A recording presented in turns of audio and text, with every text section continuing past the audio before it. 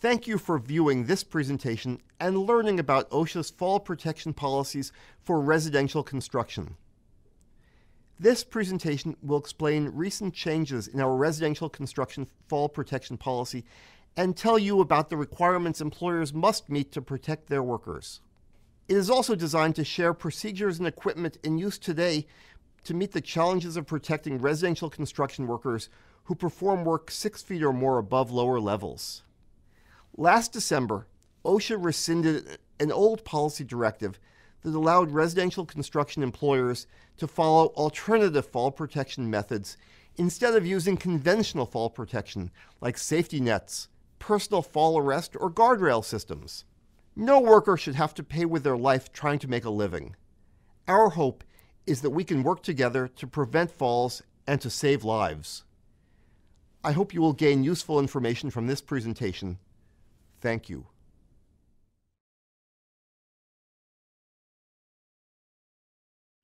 Hello, and welcome to the Occupational Safety and Health Administration's Residential Fall Protection Program Update. My name is Damon Bono, and I am a Safety and Health Specialist in OSHA's Directorate of Construction, Office of Construction Services, and I will be your facilitator for today's presentation. This presentation is designed solely to provide information about OSHA's policy changes in OSHA's Residential Construction Fall Protection Enforcement Policy. This presentation in itself is not a standard or regulation, and it does not create new legal obligations, nor alter existing obligations established by OSHA standards or the Occupational Safety and Health Act. The examples of fall protection shown in the photographs contained in this presentations do not represent all possible work methods that can be used in residential construction. Moreover, employees should be aware that the examples of fall protection shown in the photographs contained in this presentation may not be suitable in all situations. Employers are responsible for ensuring compliance with applicable OSHA requirements. On December 16, 2010, OSHA rescinded Policy Directive STD 03-00001, the plain language revision of OSHA Instruction STD 3.1, Interim Fall Protection Compliance Guidance for Residential Construction, dated June 18, 1999. The old guidance, which allowed employers engaged in certain residential construction activities to use specified alternative methods of fall protection, was replaced by STD 03-11-002, Compliance Guidance for Residential Construction. The agency is also reviewing all letters of interpretation that reference the Council Directive and will either revise or withdraw them as needed. Enforcement of the new directive will begin on June 16, 2011. OSHA and state compliance safety and health officers have attended training such as this one to help ensure consistency in enforcement throughout the country. So why did OSHA rescind the old directive? Well, the truth is, it hasn't been working that well. Statistics still show that fatalities from falls are consistently high for residential construction activities, and the agency never intended for the old directive to be a permanent policy. All along, OSHA stated that the guidance would remain in effect until further notice or until completion of a new formal rulemaking effort. And since that time, there have been significant advancement in the types and capability of commercially available fall protection equipment available for use in residential construction. This slide shows where the majority of the fatalities have occurred in the construction industry. And as you can see, falls accounted for more deaths than any of the other areas. Falls accounted for 34% of the construction fatalities in 2008 and 2009, and 35% of the fatalities since 2005. We can and we must reverse this undesirable trend. Workers should not have to pay with their lives trying to make a living, especially when we know that the means to protect them are readily available. Here's what the residential falls fatality picture looked like during that same period. Residential falls accounted for roughly 29% of all construction fall fatalities, and falls from roofs accounted for nearly 35% of those. Basically, the new directive simply states that all employers must protect their workers who are engaged in residential construction 6 feet or more above lower levels by conventional fall protection systems. That's guardrail systems, safety net system, or a personal fall arrest system, or by other fall protection measures allowed under 1926 501B for particular types of work. Gone are the special alternative procedures allowed under the old directive for certain residential construction activities. Slide guards or safety monitors were allowed in lieu of conventional fall protection without first demonstrating infeasibility or the creation of a greater hazard. The new directive has not outlawed the use of slide guards or safety monitors. Now employers must first demonstrate that it is infeasible to comply with the provisions of the standard or that it creates a greater hazard. Then they can use those systems as part of a written, site-specific fall protection plan that meets the requirements of 1926 502K. More simply put, all employers performing residential construction must now comply with 29 CFR 1926 501B13. Here are some of the other fall protection measures allowed under 1926 501B for particular types of work. If an employer can use one of these methods for the specified process, they can do so without developing a site-specific fall protection plan. The agency has never been convinced that there are significant safety or feasibility problems with the use of conventional fall protection equipment for the vast majority of residential construction activities. But we also acknowledge that there may be isolated situations where it may be infeasible or create a greater hazard to use conventional fall protection in residential construction. We believe that the standard provides sufficient flexibility to accommodate employees in those rare situations. The new directive also provides an interpretation for the term residential construction. In order to be classified as residential, 2 important elements must be met. First, the end use of the structure being built must be as a home or a dwelling. And second, the structure must be constructed using traditional wood frame construction material and methods. The limited use of steel I-beams to help support wood framing does not disqualify a structure from being considered residential construction. Homes built using cold-formed or light-gauge steel metal studs will be considered within the bounds of traditional wood frame construction material and methods. Homes built with masonry brick or block exterior walls will also be considered to meet the residential construction definition. However, construction activities that involve the use of precast concrete or steel I-beams beyond the typical use to support wood framing will not normally qualify as residential construction. Training is an important component of any fall protection program. The workers who actually wear and use the equipment must be thoroughly trained. Employers must train their workers how to recognize and avoid unsafe conditions. Workers must also know the requirements of the standards and the regulations that are applicable to their job. Training plans must also include procedures for conducting retraining to correct less than satisfactory fall protection performance by workers. All training must be documented, and the most current certification must be available on site. Now we'll take a look at the conventional fall protection systems and some examples of them being used in residential construction. First, we'll look at guardrail systems as defined by 1926 502B. Guardrail systems are designed to prevent workers from falling. Once properly installed, guardrails are sometimes referred to as passive fall protection. That means it requires no action by the worker to be safe as long as the system is properly maintained. And remember, whenever there's a possibility for objects to fall on workers below, you must install toe boards. Here we see a second floor perimeter completely protected by a guardrail system. And from this angle, we can see a prefabricated wall panel in position to be installed from within a fully protected area. The potential for a fall to the exterior in this instance has been eliminated. The ability to be either side-mounted or deck-mounted allows flexibility to employers when using the engineered guardrail systems we've just observed. Either way, consult the manufacturer's instruction or a registered professional engineer to ensure proper installation. In this slide, we see re-roofing activities being performed behind guardrails.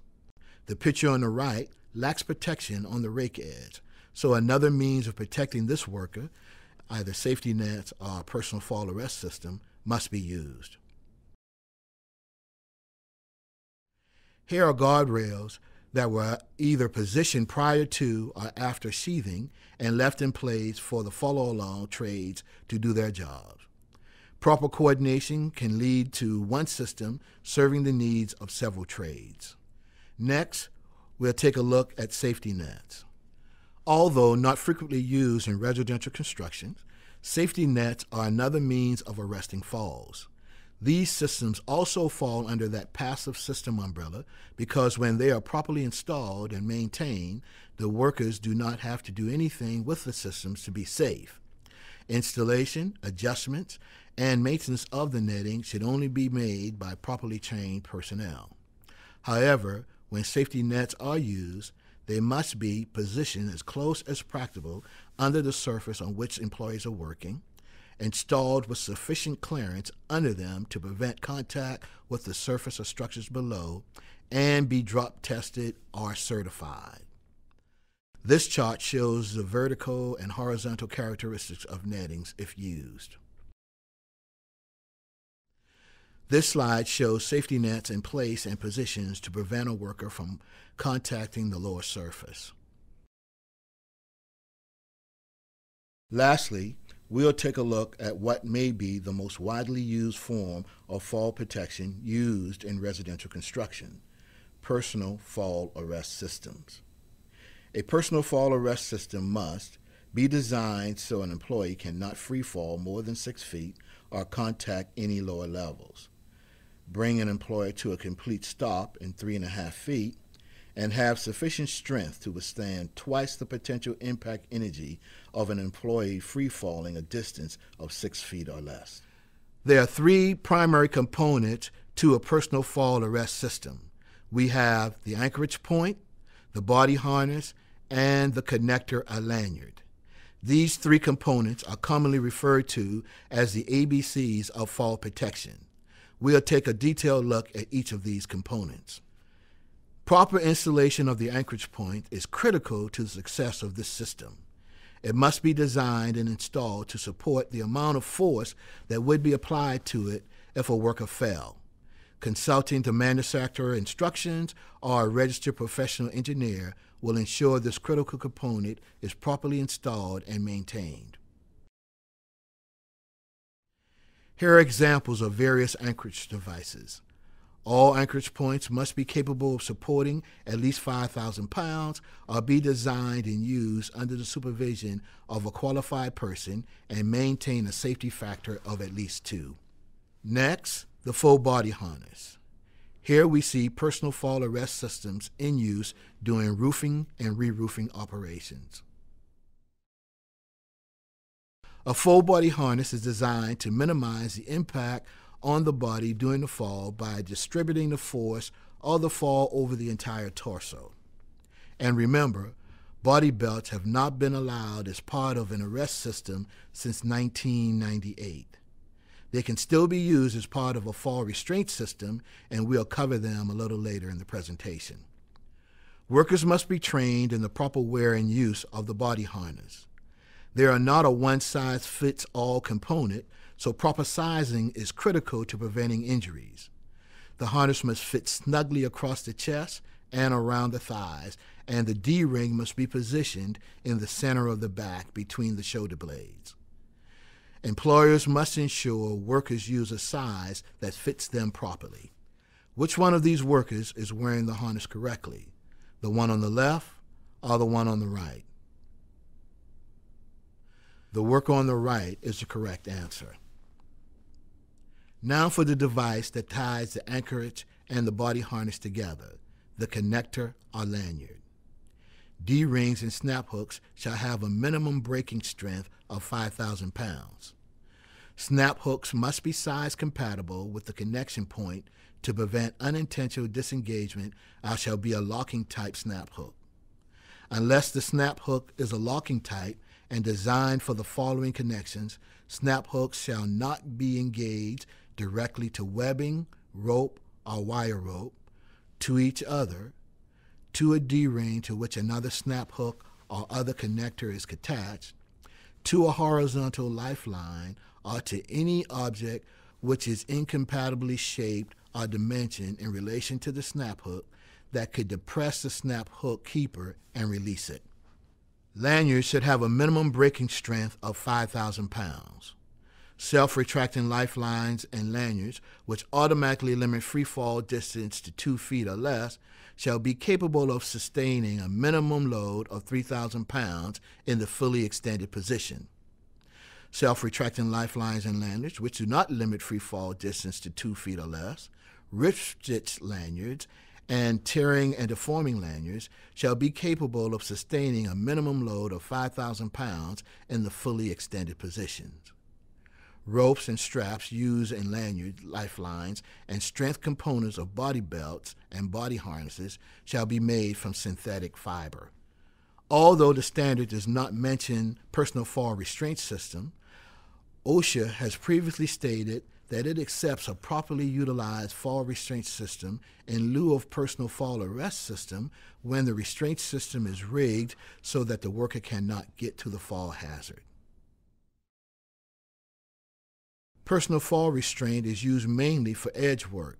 It can sometimes be difficult to keep the proper slack and is not used for most residential roofing work. Fall restraints can be a body belt or a full body harness.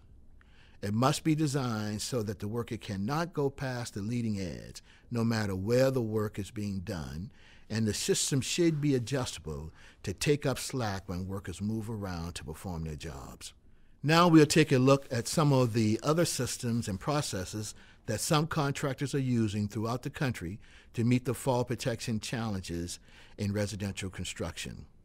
Now, we all know that the first principle of mishap prevention is to eliminate the hazard whenever possible. If you cannot eliminate it, you have to minimize its effect.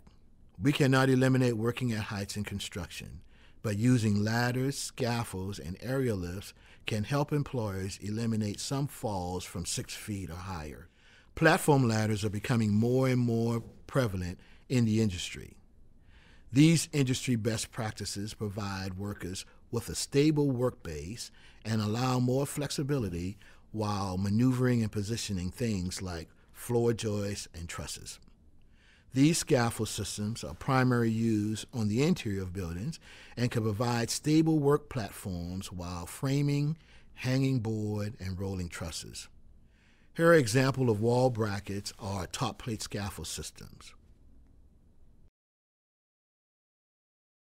Some contractors are using these systems for rolling trusses and cutting rafter tails. The positioning of this guardrail system allows easy access for sheathing, roofing, and utility installation. Here we see a building completely enclosed with a scaffold system. Falls to the exterior have been eliminated entirely. Pump jacks are another popular system used by many contractors to install building wrap and siding. Some contractors have used different variations of the pump jack that allow them to jack it up to just under the fascia and to be used as catch platforms. There, the system can be used as perimeter protection while sheathing and roofing operations are performed. An aerial lift is a good alternative for reaching heights if properly used. They can also be used to install and remove guardrail and safety net systems. A personal fall arrest system or fall restraint must be worn with the lanyard attached to the anchor point provided by the manufacturer.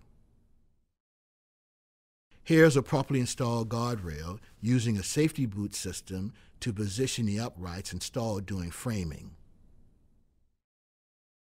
Here is the same system still in place through mechanical, electrical, and plumbing installation and drywall. Priming and painting can be done before installing a permanent handrail and removal of the guardrail. As we stated previously, working at heights cannot be eliminated, but there are ways to minimize exposure. By assembling as many parts of the structure as possible on the ground, we can reduce workers' frequency and duration of exposure to falls. Properly assembled and braced systems that are erected in accordance with the Building Component Safety Information Booklet can be hoisted and flown into place. This minimizes worker exposure to fall hazards. Do as many things on the ground as possible. Here, a contractor has installed the building wrap prior to lifting a section into place. And here, another contractor has pre-positioned portion of the guardrail system on the ground and flown into place. What a concept. Today, there's no reason for this worker to work like this, when there are systems available to prevent them from falling and hitting the ground. Falling from roofs is not the only area where fatalities have occurred. Open sides like this must be protected. Like this. And this open-sided stairwell opening must be protected. Like this. Hopefully, we've shared several ways workers can be protected while exposed to potential fall hazards. But if an employer can still demonstrate that using conventional fall protection is infeasible or presents a greater hazard to their employees, they must develop and implement a fall protection plan. Employers bear the burden of proving that a fall protection plan is needed for a particular workplace situation. Employers must ensure the plan meets the requirements of 29 CFR 1926-501B13 and 1926-502K. Under 1926-502K, the plan must be written and be site-specific. A plan developed for repetitive use with a particular style home must be reviewed to ensure it fully addresses all issues related to fall protection on each site it is used on. The plan must be prepared by a qualified person. Now, this could be the owner, supervisor, or worker, as long as they possess the knowledge, training, and experience, and have successfully demonstrated the ability to solve or resolve problems relating to fall protection. And all changes to the plan must be approved by the qualified person. The plan must be maintained on site and be implemented under the supervision of a competent person. A competent person means a person who is capable of identifying existing and predictable hazard and has the authority to take action to eliminate them. The plan must also document why conventional systems are infeasible or create greater hazard, and it must include a written discussion of the alternative work practices that will eliminate or reduce the possibility of a fall. All locations where conventional systems cannot be used must be identified in the plan and be designated in the plan as controlled access zones. All workers authorized to work in the controlled access zone must be identified, and the plan must be reviewed and updated if a fall or near miss occurs. The safety monitor's sole purpose is to monitor the workers who are exposed to a potential fall hazard. The safety monitor must be a competent person, cannot have any other job which would distract them from monitoring, must be on the same working level as the workers, must have the authority to stop other workers' activities, and all workers in the controlled active zone must be directed to comply with the fall hazard warnings of the safety monitor.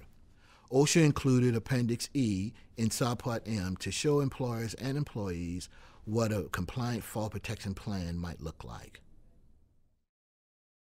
In closing, we believe that in most cases it is feasible and will not create a greater hazard to implement conventional fall protection systems for residential construction work. There have been considerable advancements in the type and capability of commercially available fall protection equipment. We cannot let workers get killed when effective means are readily available to prevent those deaths. The new directive will help us get there. Companies that had been operating in accordance with the old directive have until June 16, 2011 to come into compliance with 1926 501b13 as written. All workers have a right to return home safely to their families every day. Thank you, and please contact your local OSHA office if you have any questions. You can also contact your state on-site consultation program office for assistance. These professionals can come out to your job site and provide free consultation services. And lastly, you can also contact us directly by using one of the methods shown on this slide. Again, thank you and be safe.